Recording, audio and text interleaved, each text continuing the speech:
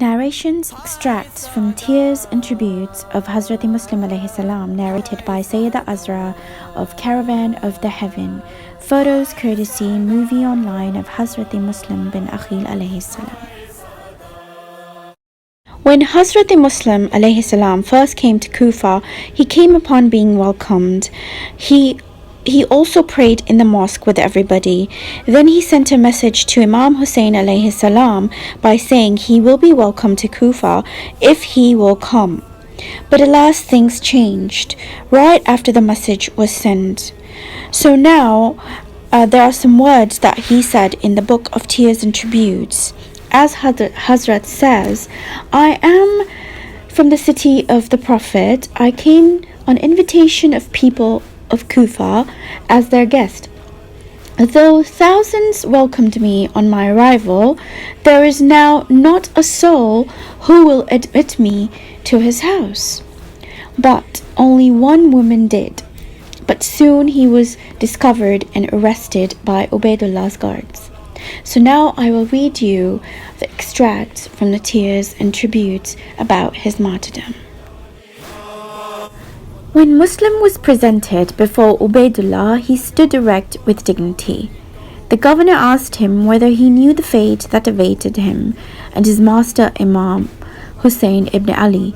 With utter disdain, Muslim replied, "O mercenary of Yazid, I do not care what you do to me, but I do not like to hear your cursed tongue mentioning Hussein's name."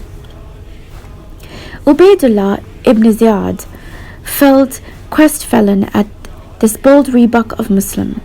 With intention of creating an impression of his magnanimity on the people who were gathered in his court, he said to Muslim, "According to the age-old Arab custom, I want you to mention your last desire before you are beheaded, so that I may fulfill it."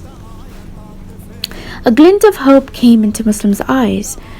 Could he take this man at his word and ask him to send the message which he wanted to be conveyed to his master?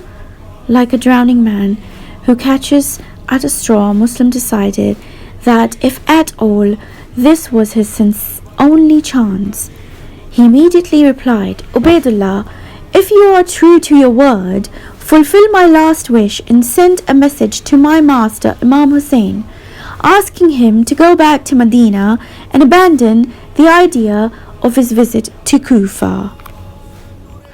Ubaidullah had never expected this request from Muslim. He had thought that perhaps Muslim might request him to spare the lives of his two young sons when they were captured, as they were sure to be. For a while he was nonplussed. He was at loss what to say. He knew what he could not fulfill this wish of Muslim without incurring the displeasure of Yazid. But to decline this request would betray him in his true color. His crooked mind did not take long to find solution to this problem.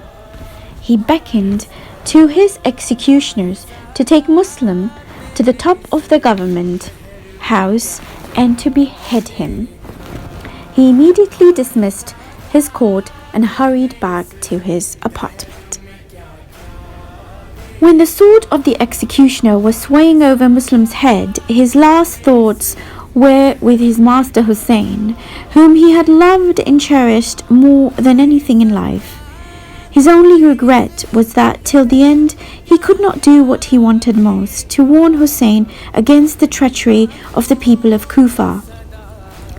As the sword fell on his neck, he silently muttered a prayer to God to so ordain that Hussain might come to know of the happenings in Kufa. This was the last prayer of the brave warrior who stood steadfast in death as in life. So, as you saw, after they beheaded him, they pushed him off the building and he fell off to the ground to his martyrdom. The whole time, HAZRATE Muslim bin Aqeel was all alone, no one to help him in his test. This was the beginning of the first tragedy of the Battle of Karbala.